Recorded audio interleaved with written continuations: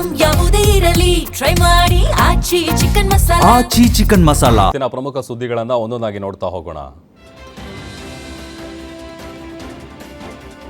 BJP Congress ನಡುವೆ Nari Shakti bill ವಾಗ್ಯುದ್ಧ ನಡೀತಾ ಇದೆ. ಕಾಂಗ್ರೆಸ್ ಮಹಿಳಾ ವಿರೋಧಿ ಎಂದ ಬಿಜೆಪಿಗರಿಗೆ ಸಂಸದೆ ಪ್ರಿಯಾಂಕಾ ವಾದ್ರಾ ತಿರುಗೇಟನ್ನ ಕೊಟ್ಟಿದ್ದಾರೆ.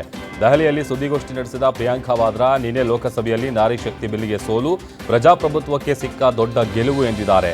ಇಂಡಿಯಾ ಒಕ್ಕೂಟ ಒಗ್ಗಟ್ಟಿನಿಂದ ಮೋದಿ ಸರ್ಕಾರ ಪಿತೂರಿಯನ್ನ ಸೋಲಿಸಿದ್ದೇವೆ. ಇದು ಮಹಿಳಾ ಮೀಸಲಾತಿ ಬಿಲ್ ಅಲ್ಲ, ಕ್ಷೇತ್ರ ಪುನರ್ ವಿಂಗಡಣೆಯ ಬಿಲ್ ಆಗಿತ್ತು.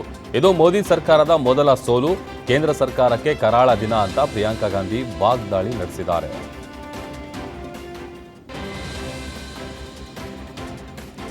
ಮಹಿಳೆಯರ ಮೀಸಲಾತಿ ಬಿಲ್ ವಿರೋಧಿಸಿದ ಕಾಂಗ್ರೆಸ್ ವಿರುದ್ಧ ಬಿಜೆಪಿಗರು ಕಿಡಿಕಾರ್ತಾ ಇದ್ದಾರೆ. ಬೆಂಗಳೂರಲ್ಲಿ ಸುದ್ದಿಗೋಷ್ಠಿ ನಡೆಸಿದ ಆರ್ ಅಶೋಕ್, ನಿನ್ನೆ ಸಂಸತ್ತಿನಲ್ಲಿ ಕಾಂಗ್ರೆಸ್ ಹೀನ ಕಾರ್ಯ ಮಾಡಿದೆ. ಕಾಂಗ್ರೆಸ್ನ ರಕ್ತದಲ್ಲೇ ಮಹಿಳಾ ವಿರೋಧಿ ಮನಸ್ಥಿತಿ ಇದೆ. ಮಹಿಳೆಯರು ಸಂಸತ್ಗೆ ವಿಧಾನಸಭೆಗೆ ಬರೋದು ಇಷ್ಟ ಇಲ್ಲ. ಹೀಗಾಗಿ ಮಹಿಳೆಯರ ಹಕ್ಕನ್ನ ಕಾಂಗ್ರೆಸ್ ಕಸಿದುಕೊಂಡಿದೆ. ಇವರಿಗೆ ಜನರೇ ತಕ್ಕ ಪಾಠ ಕಲಿಸ್ತಾರೆ ಅಂತ ಅಶೋಕ್ ಹೇಳಿದ್ದಾರೆ.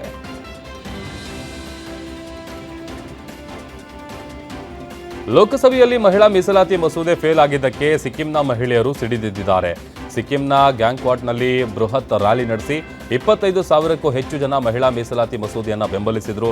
ಇದನ್ನ ಎಕ್ಸ್ ಖಾತೆಯಲ್ಲಿ ಪೋಸ್ಟ್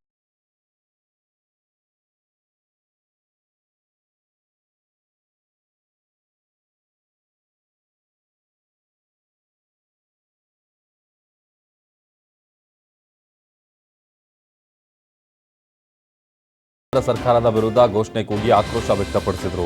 ಲೋಕಸಭಾ ಅಧಿವೇಶನದಲ್ಲಿ ಕ್ಷೇತ್ರ ಮರು ವಿಂಗಡಣೆ ಮಸೂದೆ ಪಾಸ್ ಆಗಿಲ್ಲ.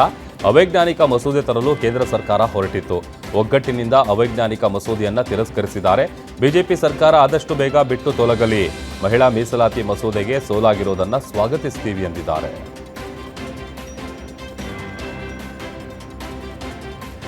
ಪ್ರಧಾನಿ ಮೋದಿ ಇಂದು ರಾತ್ರಿ 8:30ಕ್ಕೆ ರಾಷ್ಟ್ರವನ್ನು ಉದ್ದೇಶಿಸಿ ಭಾಷಣ ಮಾಡಲಿದ್ದಾರೆ. ಮಹಿಳಾ ಮೀಸಲಾತಿ ಮಸೂದೆ ಮತ್ತು ಕ್ಷೇತ್ರ ಪುನರ್ ವಿಂಗಡಣೆ ಕುರಿತಾಗಿ ಪ್ರಧಾನಿ ಭಾಷಣ ಮಾಡುವ ಸಾಧ್ಯತೆ ಇದೆ. ನಿನ್ನೆಯಷ್ಟೇ ಲೋಕಸಭೆಯಲ್ಲಿ ಮಹಿಳಾ ಮೀಸಲಾತಿ ಬಿಲ್ ಸೋಲು ಕಂಡಿತು. ಕೇಂದ್ರ ಸರ್ಕಾರದ ಪ್ರಯತ್ನಕ್ಕೆ ಲೋಕಸಭೆಯಲ್ಲಿ ಹಿನ್ನಡೆಯಾಗಿತ್ತು. ಇದರ ಬೆನ್ನಲ್ಲೇ ಮೋದಿ ಭಾಷಣ ತೀವ್ರ ಕುತೂಹಲ ಮೂಡಿಸಿದೆ.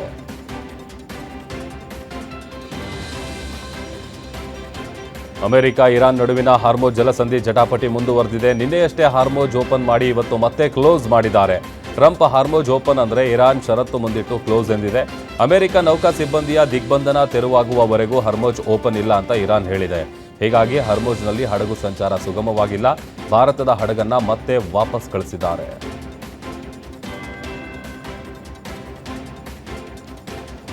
ಬೆಂಗಳೂರಿನಲ್ಲಿ ಎಲ್ಪಿಜಿ ಗ್ಯಾಸ್ ಸಮಸ್ಯೆ ಇನ್ನೂ ಬಗೆಹರಿದಿಲ್ಲ. ರಾಜಾಜಿನಗರದ ಇಂಡಿಯನ್ ಆಯಿಲ್ ಬಂಕ್ ಬಳಿ ಸುಮಾರು 1 ಕಿಲೋಮೀಟರ್ ಉದ್ದದ ಕ್ಯೂ ನಿಲ್ಲುವ ಪರಿಸ್ಥಿತಿ ನಿರ್ಮಾಣ ಆಗಿದೆ. ಒಂದು ಬಾರಿ ಗ್ಯಾಸ್ ತುಂಬಿಸಲು 3 ರಿಂದ 4 ಗಂಟೆ ಕಾಯಬೇಕಿದೆ. ಹಾಗೂ ಇದರಿಂದ ಆಟೋ ಚಾಲಕರು ದಿನಪೂರ್ತಿ ಕೆಲಸ ಬಿಟ್ಟು ಆಯಿಲ್ ಬಂಕ್ ಮುಂದೆ ನಿಲ್ಲುವ ಪರಿಸ್ಥಿತಿ ಎದುರಾಗಿದೆ.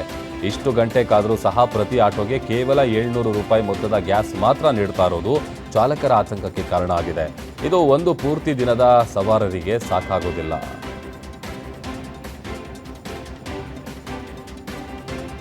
ಕಲಬುರಗಿಯಲ್ಲಿ ಆಟೋ ಗ್ಯಾಸ್ ಅಭಾವ ತೀವ್ರಗೊಂಡಿದ್ದು ಇಂಧನ ತುಂಬಿಕೊಳ್ಳಲು ಚಾಲಕರು ಕಿಲೋಮೀಟರ್ ಗಟ್ಟಲೆ ಸಾಲಿನಲ್ಲಿ ನಿಂತು ಪರದಾಡ್ತಾ ಇದ್ದಾರೆ. ಇಂಡಿಯನ್ ಆಯಿಲ್ ಪೆಟ್ರೋಲ್ ಬಂಕ್ ಮುಂದೆ ಮುಂಜಾನೆಯಿಂದಲೇ ನೂರಾರು ಆಟೋಗಳು ಸಾಲುಗಟ್ಟಿ ನಿಂತಿವೆ. ಖಾಸಗಿ ಬಂಕ್ಗಳಲ್ಲಿ ಗ್ಯಾಸ್ ದರ ವಿಪರೀತ ಏರಿಕೆಯಾಗಿರುವ ಹಿನ್ನೆಲೆಯಲ್ಲಿ ಚಾಲಕರು ಸರ್ಕಾರಿ ಬಂಕ್ಗಳಿಗೆ ಮುಗಿಬೀಳ್ತಾ ಇದ್ದಾರೆ. ಗಂಟೆಗಟ್ಟಲೆ ಕ್ಯೂನಲ್ಲಿ ನಿಲ್ಲೋದ್ರಿಂದ ದೈನಂದಿನ ಬಾಡಿಗೆ ಇಲ್ಲದೆ ಜೀವನ ನಿರ್ವಹಣೆ ಕಷ್ಟ ಆಗಿದೆ ಅಂತ ಚಾಲಕರು ತಮ್ಮ ಅಳಲು ತೋಡ್ಕೊಂಡಿದ್ದಾರೆ.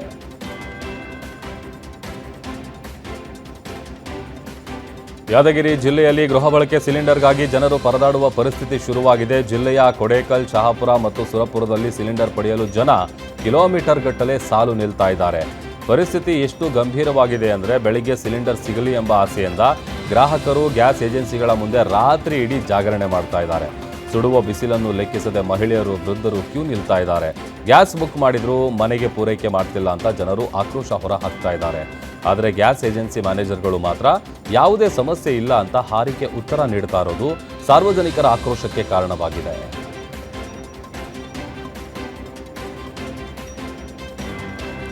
ತಮಿಳುನಾಡಿನ ವಾಲ್ಪರೈ ಪೊಳಚ್ಚಿ ಘಾಟ್ ರಸ್ತೆಯಲ್ಲಿ ಮೈ ನಡುಗಿಸುವ ಅಪಘಾತ ಸಂಭವಿಸಿದೆ.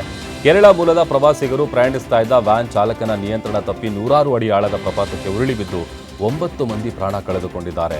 ಮೃತರೆಲ್ಲರೂ ಕೇರಳದ ಸರ್ಕಾರಿ ಎಲ್ಪಿ ಶಾಲೆಯ ಸಿಬ್ಬಂದಿಯಾಗಿದ್ದು ವಾರಾಂತ್ಯದ ಪ್ರವಾಸಕ್ಕೆ ಅಂತ ಹೊರಟಿದ್ರು. ಶಿಕ್ಷಕಿಯರಾದ ಅಜಿತಾ, ರಮ್ಲಾ, ಸೊಹರಾ, ಆಶಾ ಸೇರಿದಂತೆ 12 ವರ್ಷದ ಬಾಲಕ ಇಶಾಮ್ ಕೂಡ ಈ ದುರಂತದಲ್ಲಿ ಮೃತಪಟ್ಟಿದ್ದಾರೆ. ಸದ್ಯ ತಮಿಳುನಾಡು ಪೊಲೀಸರು ಪ್ರಕರಣ ದಾಖಲಿಸಿಕೊಂಡು ತನಿಖೆ ನಡೆಸ್ತಾ ಇದ್ದಾರೆ.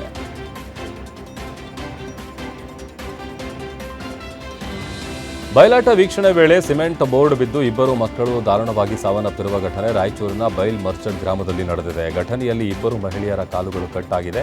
ಸಮುದಾಯ ಭವನದ ಮುಂದೆ ಜನ ಬಯಲಾಟ ನೋಡ್ತಾ ಇದ್ರು. ಈ ವೇಳೆ ಇದ್ದಕ್ಕಿದ್ದಂತೆ ಸಮುದಾಯ ಭವನದ ಸಿಮೆಂಟ್ ಬೋರ್ಡ್ ಮುರಿದು ಬಿದ್ದಿದೆ. ಪರಿಣಾಮ 8 ವರ್ಷದ ವಿಶ್ವನಾಥ್, 1.5 ವರ್ಷದ ಸಾನ್ವಿತಾ ಸಾವನ್ನಪ್ಪಿದ್ದಾರೆ. ಬಸಮ್ಮ ಮತ್ತು ಮಗಳು ಲಕ್ಷ್ಮಿಯ ಕಾಲುಗಳು ಮುರಿದಿದ್ದು 4 ಜನರಿಗೆ ಗಂಭೀರ ಗಾಯಗಳಾಗಿದೆ.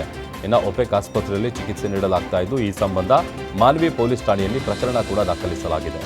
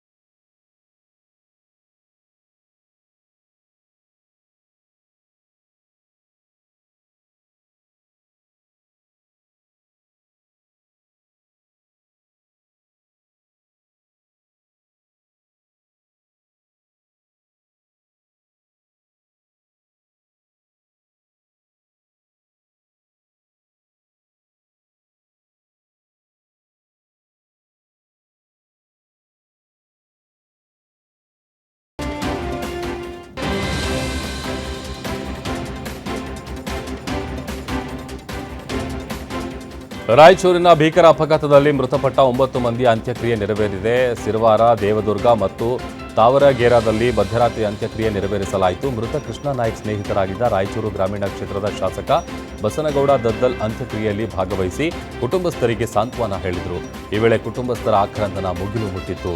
ಇನ್ನು ಅಪಘಾತದಲ್ಲಿ ಅದೃಷ್ಟವಶಾತ್ ಪ್ರಾಣಾಪಾಯದಿಂದ ಪಾರಾಗಿರುವ ಮಗು ವಿರಾಟ್ಗೆ ಸದ್ಯ ಕಲಬುರಗಿಯ ಆಸ್ಪತ್ರೆಯಲ್ಲಿ ಚಿಕಿತ್ಸೆ ನೀಡಲಾಗ್ತಾ ಇದೆ.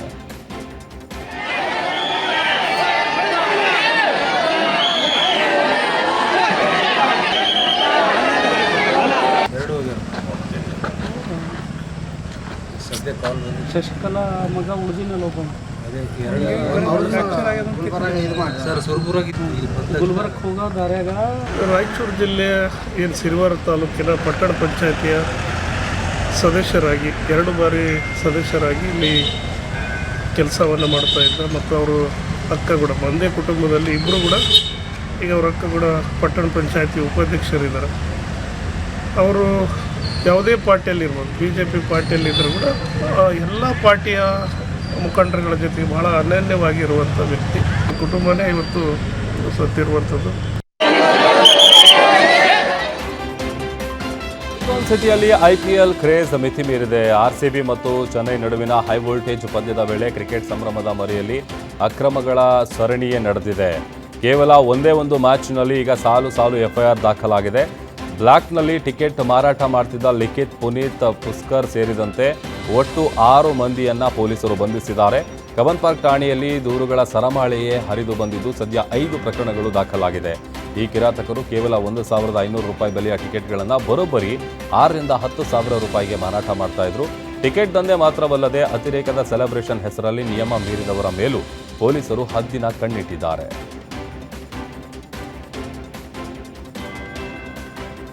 RBI ಮ್ಯಾನೇಜರ್ ಕಣ್ಣಿಗೆ ಮಣ್ಣೆರಚಲು ಹೋಗಿದ್ದ ಖತರ್ನಾಕ್ ಕಿಲಾಡಿ ತಗಲಾಕೊಂಡಿದ್ದಾನೆ. ಎಸ್ ರಮೇಶ್ ಎಂಬ ಆಸಾಮಿ ಬರೋಬ್ಬರಿ 7.5 ಲಕ್ಷ ರೂಪಾಯಿ ಮೌಲ್ಯದ 2,000 ರೂಪಾಯಿ ನಕಲಿ ನೋಟುಗಳನ್ನು ಹಿಡಿದು RBI ಮ್ಯಾನೇಜರ್ ಬಳಿ ಹೋಗಿದ್ದ. ಕಳಪೆ ಗುಣಮಟ್ಟದ ಪೇಪರ್ನಲ್ಲಿ ಜೆರಾಕ್ಸ್ ಮಾಡಿದ 375 ನೋಟುಗಳನ್ನು ಕೊಟ್ಟು ಇವುಗಳನ್ನು ಬದಲಿಸಿಕೊಡಿ ಅಂತ ಆವಾಜ್ ಹಾಕಿದ್ದಾನೆ. ಈ ವೇಳೆ ನಕಲಿ ನೋಟುಗಳನ್ನು ನೋಡಿ ಅಧಿಕಾರಿಗಳು ಶಾಕ್ ಆಗಿ ಕೂಡಲೇ ಪೊಲೀಸರಿಗೆ ಮಾಹಿತಿ ನೀಡಿದ್ದಾರೆ. ಸ್ಥಳಕ್ಕೆ ಬಂದ ಪೊಲೀಸರು ಖತರ್ನಾಕ್ ರಮೇಶ್ನನ್ನ ವಶಕ್ಕೆ ಪಡೆದಿದ್ದಾರೆ. ಈತನ ವಿಚಾರಣೆ ವೇಳೆ ನಕಲಿ ನೋಟು ಜಾಲದ ದೊಡ್ಡ ಕಥೆಯ ಬಯಲಾಗಿದೆ. ರಿಯಲ್ ಎಸ್ಟೇಟ್ ಉದ್ಯಮಿ ರಾಜೇಶ್ ಹಾಗೂ ಯಾದಗಿರಿ ಮೂಲದ ಹನುಮಂತ್ ಎಂಬುವವರನ್ನ ಪೊಲೀಸರು ಬಂಧಿಸಿದ್ದು, ಈ ಗ್ಯಾಂಗ್ ಎಲ್ಲೆಲ್ಲಿ ನಕಲಿ ಹಣ ಚಲಾವಣೆ ಮಾಡಿದೆ ಎಂಬ ಬಗ್ಗೆ ತನಿಖೆ ಚುರುಕುಗೊಳಿಸಿದೆ.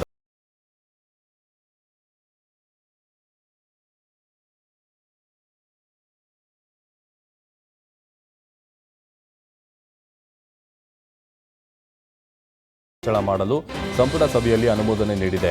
ಈ ಹೊಸ ಏರಿಕೆಯೊಂದಿಗೆ ನೌಕರರ ಒಟ್ಟು ತುಟ್ಟಿ ಭತ್ಯೆಯು ಪ್ರಸ್ತುತ ಇರುವ %58ರಿಂದ %60ಕ್ಕೆ ತಲುಪಲಿದೆ.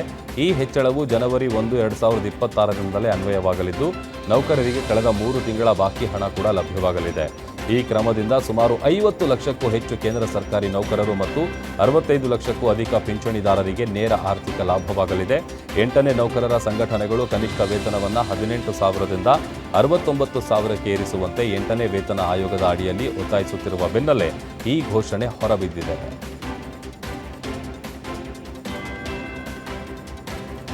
ಡಿಜಿಟಲ್ ಪಾವತಿ ಅಕ್ರಮಗಳಿಗೆ ಕಡಿವಾಣ ಹಾಕುವ ನಿಟ್ಟಿನಲ್ಲಿ ಯುಪಿಐ ಪೇಮೆಂಟ್ ವ್ಯವಸ್ಥೆಯಲ್ಲಿ ಮಹತ್ವದ ಬದಲಾವಣೆ ರಿಸರ್ವ್ ಬ್ಯಾಂಕ್ ಆಫ್ ಇಂಡಿಯಾ ಮಾಡೋದಕ್ಕೆ ಮುಂದಾಗಿದೆ.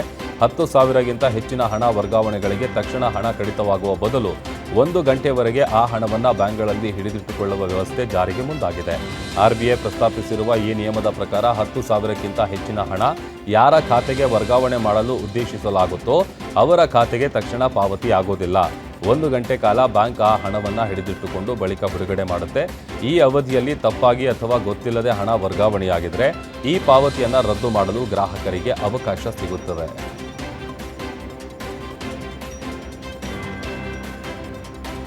ದಾವಣಗೆರೆ ಜಿಲ್ಲೆಯ ಹರಿಹರ ತಾಲೂಕಿನ ವೀರಶೈವ ಲಿಂಗಾಯತ ಪಂಚಮಸಾಲಿ ಗುರುಪೀಠದಲ್ಲಿ ಉಂಟಾಗಿರುವ ಬಿಕ್ಕಟ್ಟು ತೀವ್ರಗೊಂಡಿದೆ.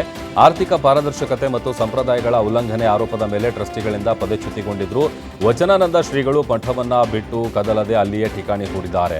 ಉಚ್ಚಾಟನೆ ಆದೇಶ ಹೊರಬಿದ್ದು 6 ದಿನ ಕಳೆದರೂ ವಚನಾನಂದ ಶ್ರೀಗಳು ಪೀಠದಲ್ಲಿಯೇ ಉಳಿದಿದ್ದು ಟ್ರಸ್ಟ್ ವಿರುದ್ಧ ಕಾನೂನು ಹೋರಾಟ ನಡೆಸುವುದಾಗಿ ತಿಳಿಸಿದ್ದಾರೆ.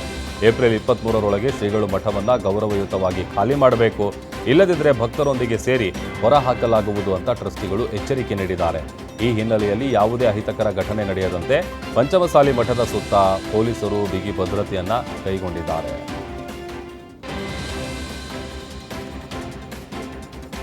ರಾಜ್ಯ ರಾಜಕಾರಣದಲ್ಲಿ ಸಚಿವ ಸಂಪುಟ ಪುನಾರಚನೆಯ ಚರ್ಚೆ ಮತ್ತೆ ಮುನ್ನೆಲೆಗೆ ಬಂದಿದೆ. ಸಚಿವ ಸ್ಥಾನದ ಆಕಾಂಕ್ಷಿಯಾಗಿರುವ ಶಾಸಕ NH ಕೋನರೆಡ್ಡಿ ಧಾರವಾಡದಲ್ಲಿ ರಿಯಾಕ್ಟ್ ಮಾಡಿದ್ದಾರೆ. ಸಂಪುಟ ಪುನಾರಚನೆ ಮಾಡುವುದು ಮುಖ್ಯಮಂತ್ರಿಯವರ ಪರಮಾಧಿಕಾರ, ಆದರೆ ಸಚಿವ ಸ್ಥಾನ ಕೇಳುವ ಹಕ್ಕು ಪ್ರತಿಯೊಬ್ಬ ಶಾಸಕರಿಗೂ ಇದೆ.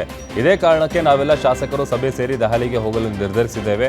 ಒಂದು ವೇಳೆ ಪಕ್ಷ ನನಗೆ ಸಚಿವ ಸ್ಥಾನದ ಜವಾಬ್ದಾರಿ ನೀಡಿದರೆ ಅದನ್ನು ಸಮರ್ಥವಾಗಿ ನಿಭಾಯಿಸಲು ಸಿದ್ಧನಿದ್ದೇನೆ ಅಂತ ಹೇಳುವ ಮೂಲಕ ತಾವು ಕೂಡ ಸಚಿವ ಸ್ಥಾನದ ಆಕಾಂಕ್ಷಿ ಅಂತ ಬಿಚ್ಚಿಟ್ಟಿದ್ದಾರೆ. ಅವ್ರ ಹಕ್ಕದು. ನಾವು ಫಸ್ಟ್ ಟೈಮು ಸೆಕೆಂಡ್ ಟೈಮ್ ಗೆದ್ದಂತ ಶಾಸಕರು ಬೆಂಗಳೂರಿನ ಶಂಗಿರ್ಲೆ ಹೋಟೆಲ್ನಲ್ಲಿ 38-39 ಜನ ಶಾಸಕರು ಸೇರಿದೆ. ಅವತ್ತು ನಾವೇನ್ ತೀರ್ಮಾನ ಮಾಡಿದ್ವಿ, ಮಾನ್ಯ ಮುಖ್ಯಮಂತ್ರಿ ಸಿದ್ದರಾಮಯ್ಯ ಅವರಿಗೆ, ಉಪಮುಖ್ಯಮಂತ್ರಿ ಸನ್ಮಾನ್ಯ DK ಶಿವಕುಮಾರ್ ಸಾಹೇಬ್ರಿಗೆ ಅವ್ರ ಗಮನಕ್ಕೆ ತಗೊಂಬಂದು ಅವ್ರು ಹೋಗಂದ್ರ ಅಥವಾ ನಾವೆಲ್ಲ ಶಾಸಕರು ಕೊಡ್ಕೊಂಡು ಮತ್ತೊಂದ್ಸಲ ನಿರ್ಣಯ ತೆಗೆದುಕೊಂಡು ನಾವು ಡೆಲ್ಲಿಗೆ ಹೋಗ್ಬೇಕು ಅಂತ ಚರ್ಚೆ ಮಾಡಿದ್ವಿ. ಸಚಿವ ಸಂಪುಟ ವಿಸ್ತರಣೆ ಮಾಡ್ತಕ್ಕಂಥದ್ದು ಮುಖ್ಯಮಂತ್ರಿ.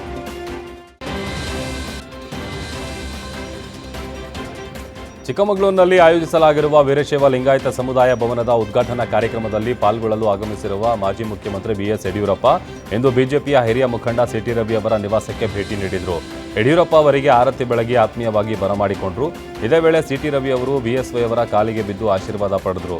CT ರವಿ ಮನೆಯಲ್ಲಿ ಕಾಫಿ ಸೇವಿಸಿ ಕುಶಲೋಪರಿ ವಿಚಾರಿಸಿದ ಬಳಿಕ ಯಡಿಯೂರಪ್ಪ ಅವರು ಸಮುದಾಯ ಭವನದ ಕಾರ್ಯಕ್ರಮಕ್ಕೆ ತೆರಳಿದರು.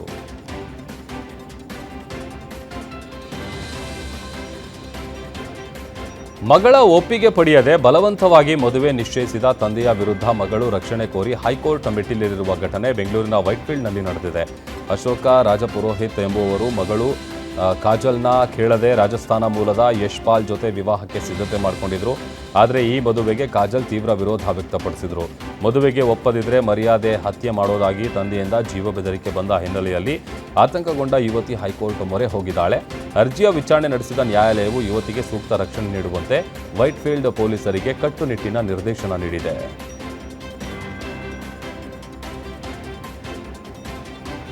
ಮಕ್ಕಳನ್ನು ಕಳವು ಮಾಡಲು ಯತ್ನಿಸ್ತಾ ಇದ್ದಾನೆ ಎಂಬ ಸಂಶಯದ ಮೇಲೆ ಯುವಕನೊಬ್ಬನಿಗೆ ಸಾರ್ವಜನಿಕರು ಮನಬಂದಂತೆ ಥಳಿಸಿರುವ ಘಟನೆ ದಾವಣಗೆರೆ ಜಿಲ್ಲೆಯ ಹೊನ್ನಾಳಿ ಪಟ್ಟಣದ ದುರ್ಗಿಗುಡಿ ಏರಿಯಾದಲ್ಲಿ ನಡೆದಿದೆ. ಯುವಕನು ಮಕ್ಕಳನ್ನು ಅಪಹರಿಸಲು ಬಂದಿದ್ದಾನೆ ಎಂದು ಆರೋಪಿಸಿದ ಸ್ಥಳೀಯರು ಆತನ ಮೇಲೆ ಹಲ್ಲೆ ನಡೆಸಿದ್ದಾರೆ. ಹಲ್ಲೆಯ ದೃಶ್ಯಗಳು ಸಾಮಾಜಿಕ ಜಾಲತಾಣಗಳಲ್ಲಿ ವೈರಲ್ ಆಗಿದೆ. ವಿಷಯ ತಿಳಿದ ತಕ್ಷಣ ಹೊನ್ನಾಳಿ ಪೊಲೀಸರು ಸ್ಥಳಕ್ಕೆ ಧಾವಿಸಿ ಯುವಕನನ್ನು ರಕ್ಷಿಸಿದ್ದಾರೆ. ಗಾಯಗೊಂಡ ಯುವಕನನ್ನು ಚಿಕಿತ್ಸೆಗಾಗಿ ತಾಲೂಕು ಆಸ್ಪತ್ರೆಗೆ ದಾಖಲಿಸಲಾಗಿದೆ. ಹೊನ್ನಾಳಿ ಪೊಲೀಸ್ ಠಾಣಾ ವ್ಯಾಪ್ತಿಯಲ್ಲಿ ಈ ಪ್ರಕರಣ ದಾಖಲಾಗಿದೆ.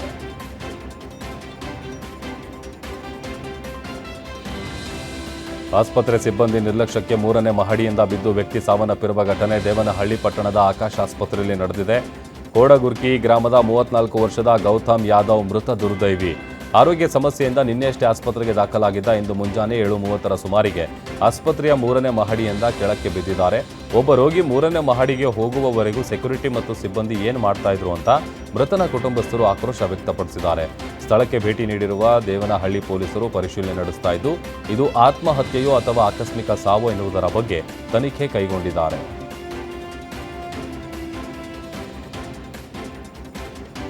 ಬೇಸಿಗೆ ಬರ್ತಿದ್ದಂತೆ ಬೆಂಗಳೂರಿನಲ್ಲಿ ನೀರಿಗಾಗಿ ಹಾಹಾಕಾರ ಶುರುವಾಗಿದೆ. ರಾಜಾಜಿನಗರದ ಚಾಮುಂಡಿನಗರದಲ್ಲಿ ನೀರಿಲ್ಲದೆ ನಿವಾಸಿಗಳು ಕಂಗಾಲಾಗಿದ್ದಾರೆ. ಬೇಡಿಕೆಗೆ ತಕ್ಕಂತೆ ಜಲಮಂಡಳಿಯಿಂದ ನೀರು ಸಪ್ಲೈ ಆಗದೇ ಇರೋದ್ರಿಂದ ನಿವಾಸಿಗಳಿಗೆ ನೀರಿಗಾಗಿ ಕಾಯುವ ಪರಿಸ್ಥಿತಿ ಎದುರಾಗಿದೆ. 10 ರಿಂದ 15 ಮನೆಗಳಿಗೆ 1 ಸಿಂಟೆಕ್ಸ್ ವ್ಯವಸ್ಥೆ ಮಾಡಿದರೂ ಬಗೆಹರಿತಿಲ್ಲ. ಮತ್ತೊಂದು ಕಡೆ ಸಿಕ್ಕಾಪಟ್ಟೆ ಸಮಸ್ಯೆ ಆಗ್ತಾ ಇದೆ. ಇನ್ನು ಸಮಸ್ಯೆ ಬಗ್ಗೆ ಅಧಿಕಾರಿಗಳ ಗಮನಕ್ಕೆ ತಂದರೂ ಕೂಡ ಯಾವುದೇ ಪ್ರಯೋಜನ ಆಗ್ತಾ ಇಲ್ಲ ಅಂತ ಆಕ್ರೋಶ ಹೊರಹಾಕ್ತಾ ಇದ್ದಾರೆ.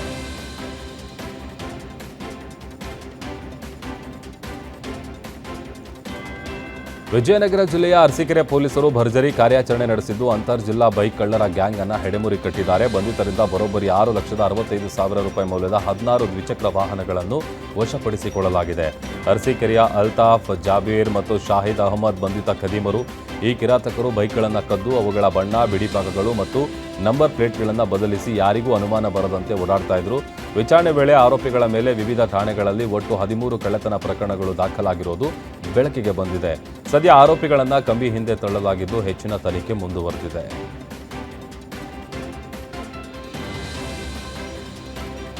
ಬಿಸಿಲಿದೆ ಎಂದು ಜಮೀನಿನ ಕೆಲಸಕ್ಕೆ ಹೋಗದಿದ್ದಕ್ಕೆ ತಂದೆ ಮತ್ತು ಚಿಕ್ಕಪ್ಪ ಹೊಡೆದ ಕಾರಣಕ್ಕೆ ಮನನೊಂದು 17 ವರ್ಷದ ಬಾಲಕಿ ಆತ್ಮಹತ್ಯೆ ಮಾಡಿಕೊಂಡಿರುವ ಘಟನೆ ಯಾದಗಿರಿಯಲ್ಲಿ ನಡೆದಿದೆ. ಸಿದ್ದಾಪುರ ಬಿ ಗ್ರಾಮದ ನಿವಾಸಿಯಾದ ಸಾವಿತ್ರಮ್ಮ ಮನೆಯಲ್ಲೇ ನೇಣು ಬಿಗಿದುಕೊಂಡು ಪ್ರಾಣ ಬಿಟ್ಟಿದ್ದಾಳೆ. ಬಿಸಿಲ ತಾಪಕ್ಕೆ ಹೆದರಿ ಕೆಲಸಕ್ಕೆ ಹೋಗದಿದ್ದಕ್ಕೆ ತಂದೆ ಹನುಮಂತ ಮತ್ತು ಚಿಕ್ಕಪ್ಪ ಭೀಮಶಪ್ಪ ಬಾಲಕಿಗೆ ಮನ ಬಂದಂತೆ ಹೊಡೆದಿದ್ರು ಎನ್ನಲಾಗಿದೆ. ಇದರಿಂದ ಮನನೊಂದ ಬಾಲಕಿ ಈ ತೀವ್ರ ನಿರ್ಧಾರ ಕೈಗೊಂಡಿದ್ದಾಳೆ. ಪ್ರಕರಣ ದಾಖಲಾಗ್ತಾ ಇದ್ದಂತೆ ಇಬ್ಬರು ಎಸ್ಕೇಪ್ ಆಗಿದ್ದಾರೆ.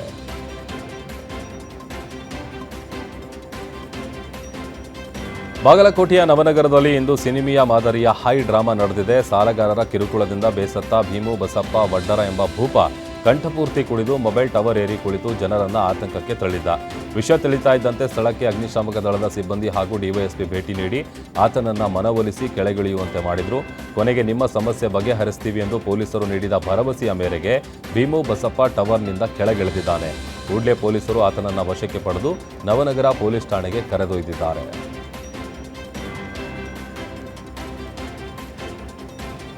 ದಾವಣಗೆರೆ ಜಿಲ್ಲೆಯ ಜಗಳೂರು ತಾಲೂಕಿನ ಬಂಗಾರಕ್ಕನಗುಡ್ಡದ ಬಳಿ ರಾಷ್ಟ್ರೀಯ ಹೆದ್ದಾರಿಯಲ್ಲಿ ಖಾಸಗಿ ಬಸ್ ಹಾಗೂ ಲಾರಿ ನಡುವೆ ಡಿಕ್ಕಿಯಾಗಿ ಬಸ್ ಚಾಲಕ ಸೇರಿ ಹಲವರು ಗಾಯಗೊಂಡಿದ್ದಾರೆ. ಹೊಸಪೇಟೆ ಬೆಂಗಳೂರಿನತ್ತ ಹೊರಟಿದ್ದಂಥ ಖಾಸಗಿ ಬಸ್ ಹಾಗೂ ಚಿತ್ರದುರ್ಗದಿಂದ ಬರುತ್ತಿದ್ದಂಥ ಲಾರಿಯ ನಡುವೆ ಈ ಅಪಘಾತ ಸಂಭವಿಸಿದೆ. ಡಿಕ್ಕಿಯ ರಭಸಕ್ಕೆ ಬಸ್ ಚಾಲಕ ಸೀಟಿನಲ್ಲೇ ಸಿಲುಕಿಕೊಂಡಿದ್ದು ಅಗ್ನಿಶಾಮಕ ದಳ ಮತ್ತು ಪೊಲೀಸ್ ಸಿಬ್ಬಂದಿ ಸುಮಾರು 2 ಗಂಟೆಗಳ ಕಾಲ ಸತತ ಕಾರ್ಯಾಚರಣೆ ನಡೆಸಿ ಆತನನ್ನು ಸುರಕ್ಷಿತವಾಗಿ ಹೊರತೆಗೆದಿದ್ದಾರೆ. ಬಸ್ನಲ್ಲಿದ್ದ 3 ಪ್ರಯಾಣಿಕರಿಗೆ ಸಣ್ಣಪುಟ್ಟ ಗಾಯಗಳಾಗಿದ್ದು ಎಲ್ಲರನ್ನೂ ಜಗಳೂರು ಸರ್ಕಾರಿ ಆಸ್ಪತ್ರೆಗೆ ದಾಖಲಿಸಲಾಗಿದೆ.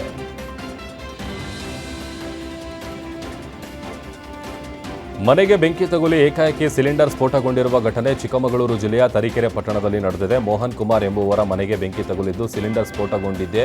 ಇದರಿಂದ ಮನೆಯ ಮೇಲ್ಛಾವಣಿಯೇ ಚೆಲ್ಲಾಪಿಲ್ಲಿಯಾಗಿದೆ. ಇನ್ನು ಸಿಲಿಂಡರ್ ಸ್ಫೋಟದ ದೃಶ್ಯ ಸಿಸಿಟಿವಿಯಲ್ಲಿ ಸೆರೆಯಾಗಿದೆ.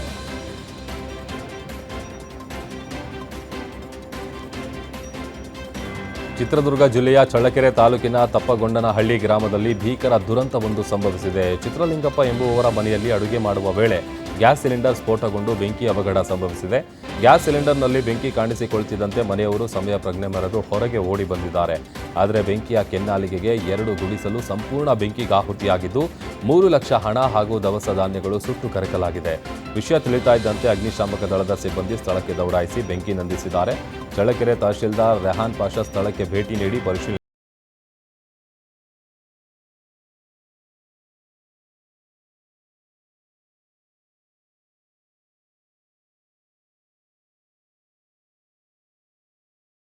ಘಟನೆ ಕಲಬುರಗಿ ಜಿಲ್ಲೆಯ ಸೇಡಂ ಪಟ್ಟಣದಲ್ಲಿ ನಡೆದಿದೆ. ಸುನಿಲ್ ಪರದೇಶಿ ಎಂಬುವರಿಗೆ ಸೇರಿದ ಪಲ್ಸರ್ 150cc ಬೈಕ್ ಇದಾಗಿದ್ದು ಸಾರ್ವಜನಿಕ ಸ್ಥಳದಲ್ಲಿ ನಿಲ್ಲಿಸಿದ್ದ ವೇಳೆ ದಿಢೀರಂತ ಬೆಂಕಿ ಕಾಣಿಸಿಕೊಂಡಿದೆ. ಕ್ಷಣಾರ್ಧದಲ್ಲೇ ಬೈಕ್ ಸಂಪೂರ್ಣವಾಗಿ ಬೆಂಕಿಯ ಕೆನ್ನಾಲಿಗೆಗೆ ಸಿಲುಕಿ ಸುಟ್ಟು ಕರಕಲಾಗಿದೆ. ಕಲಬುರಗಿಯಲ್ಲಿ ತಾಪಮಾನ ಬರೋಬ್ಬರಿ 45 ಡಿಗ್ರಿ ಸೆಲ್ಸಿಯಸ್ ದಾಟಿದೆ. ಜನನಿಬಿಡ ಪ್ರದೇಶದಲ್ಲೇ ಈ ಘಟನೆ ನಡೆದಿದ್ದರಿಂದ ಸಾರ್ವಜನಿಕರು ಕೂಡ ಆತಂಕಕ್ಕೀಡಾಗಿದ್ರು. ದ್ವಿಚಕ್ರ ವಾಹನ ಸವಾರರು ತಮ್ಮ ವಾಹನಗಳನ್ನು ನೆರಳಿನಲ್ಲಿ ನಿಲ್ಲಿಸುವಂತೆ ಮತ್ತು ಎಚ್ಚರಿಕೆ ವಹಿಸುವಂತೆ ಸ್ಥಳೀಯರು ಮನವಿ ಮಾಡಿದ್ದಾರೆ.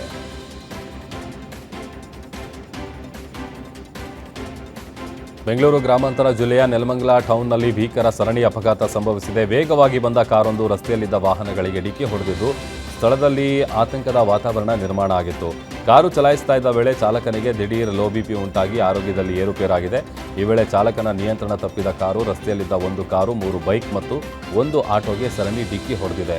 ಡಿಕ್ಕಿಯ ರಭಸಕ್ಕೆ ವಾಹನಗಳು ಜಖಂಗೊಂಡಿವೆಯಾದರೂ ಅದೃಷ್ಟವಶಾತ್ ಯಾವುದೇ ಪ್ರಾಣಹಾನಿ ಸಂಭವಿಸಿಲ್ಲ. ಘಟನಾ ಸ್ಥಳಕ್ಕೆ ನೆಲಮಂಗಲ ಸಂಚಾರಿ ಪೊಲೀಸರು ಭೇಟಿ ನೀಡಿ ಪರಿಶೀಲನೆ ನಡೆಸಿದ್ದು ಸದ್ಯ ಪ್ರಕರಣ ದಾಖಲಿಸಿಕೊಂಡಿದ್ದಾರೆ.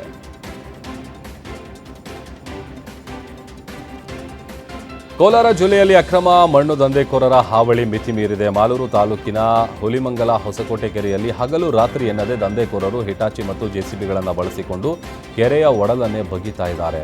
100 ಟಿಪ್ಪರ್ಗಳ ಮೂಲಕ ಕೆರೆಯ ಮಣ್ಣನ್ನು ಅಕ್ರಮವಾಗಿ ಸಾಗಿಸಲಾಗ್ತಾ ಇದ್ದು, ಇಷ್ಟೆಲ್ಲ ಲೂಟಿ ನಡೀತಾ ಇದ್ರೂ ಜಿಲ್ಲಾಡಳಿತ ಮಾತ್ರ ಕಣ್ಣು ಮುಚ್ಚಿ ಕುಳಿತಿದೆ ಎಂಬ ಆರೋಪ ಕೇಳಿಬಂದಿದೆ.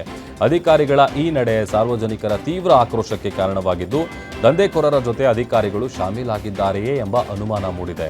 ಇನ್ನು ಮುಂದಾದರೂ ಸಂಬಂಧಪಟ್ಟ ಅಧಿಕಾರಿಗಳು ಎಚ್ಚೆತ್ತುಕೊಂಡು ಈ ಮಣ್ಣು ಲೂಟಿಯನ್ನು ತಡೆದು ಕೆರೆಯನ್ನು ಸಂರಕ್ಷಿಸಬೇಕೆಂಬುದು ಸ್ಥಳೀಯರು ಆಗ್ರಹಿಸಿದ್ದಾರೆ.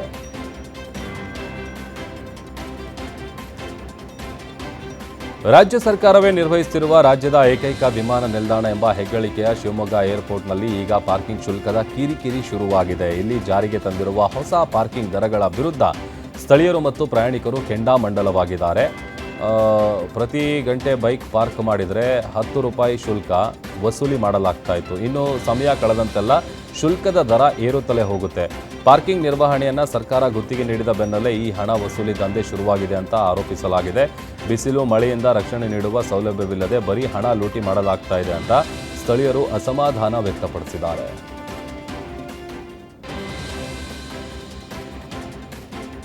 ಇತಿಹಾಸದಲ್ಲೇ ಮೊದಲ ಬಾರಿಗೆ ಹೀಟ್ ವೇವ್ಗೆ ಸಿಲುಕಿ ಬೆಂಗಳೂರಿನಲ್ಲಿ ಒಂದೇ ದಿನ 10 ಮಂದಿ ಅಸ್ವಸ್ಥಗೊಂಡಿದ್ದಾರೆ. ಹೀಟ್ ಸ್ಟ್ರೋಕ್ನಿಂದ ಬಳಲುತ್ತಿರುವ ಇವರಿಗೆ ಪಾಲಿಕೆಯ ವಿವಿಧ ಆಸ್ಪತ್ರೆಗಳಲ್ಲಿ ತುರ್ತು ಚಿಕಿತ್ಸೆ ನೀಡಲಾಗ್ತಾ ಇದೆ. ಪರಿಸ್ಥಿತಿಯ ಗಂಭೀರತೆ ಅರಿತ ಆರೋಗ್ಯ ಇಲಾಖೆ ಮತ್ತು ಜಿಬಿಎ ಅಧಿಕಾರಿಗಳು ಅಲರ್ಟ್ ಆಗಿದ್ದಾರೆ. ಆಶಾ ಕಾರ್ಯಕರ್ತೆಯರ ಮೂಲಕ ಮನೆ ಮನೆಗಳಿಗೆ ತೆರಳಿ ಬಿಸಿಲಿನಿಂದ ರಕ್ಷಿಸಿಕೊಳ್ಳುವ ಬಗ್ಗೆ ಜಾಗೃತಿ ಮೂಡಿಸಲು ಸೂಚಿಸಲಾಗಿದೆ. ಮಧ್ಯಾಹ್ನದ ವೇಳೆ ಅನಗತ್ಯವಾಗಿ ಹೊರಬರಬೇಡಿ, ಹೆಚ್ಚಿನ ಪ್ರಮಾಣದಲ್ಲಿ ನೀರು ಸೇವಿಸಿ ಎಂದು ವೈದ್ಯರು ಸಲಹೆ ನೀಡಿದ್ದಾರೆ.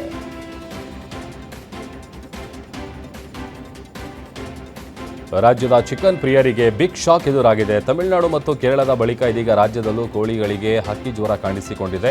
ಬೆಂಗಳೂರಿನ ಹೆಸರುಘಟ್ಟದ ಫಾರ್ಮ್ನಲ್ಲಿ ಕೋಳಿಗಳಿಗೆ ಸೋಂಕು ಪತ್ತೆಯಾದ ಹಿನ್ನೆಲೆಯಲ್ಲಿ ಮುನ್ನೆಚ್ಚರಿಕೆ ಕ್ರಮವಾಗಿ 7,444ಕ್ಕೂ ಹೆಚ್ಚು ಕೋಳಿಗಳನ್ನು ಶಾಸ್ತ್ರೀಯವಾಗಿ ನಾಶಪಡಿಸಲಾಗಿದೆ. ಇನ್ನು ಮುತ್ಕೂರು ಗ್ರಾಮವನ್ನು ಸೋಂಕಿತ ಪ್ರದೇಶವೆಂದು ಘೋಷಿಸಲಾಗಿದ್ದು, ಫಾರಂ ಸುತ್ತಮುತ್ತಲಿನ ಪ್ರದೇಶವನ್ನು 1 ವರ್ಷದವರೆಗೆ ನಿಷೇಧಿತ ಪ್ರದೇಶವೆಂದು ಘೋಷಿಸಿ ಕೋಳಿ ಮೊಟ್ಟೆ ಸಾಗಾಟ ನಿಷೇಧಿಸಲಾಗಿದೆ.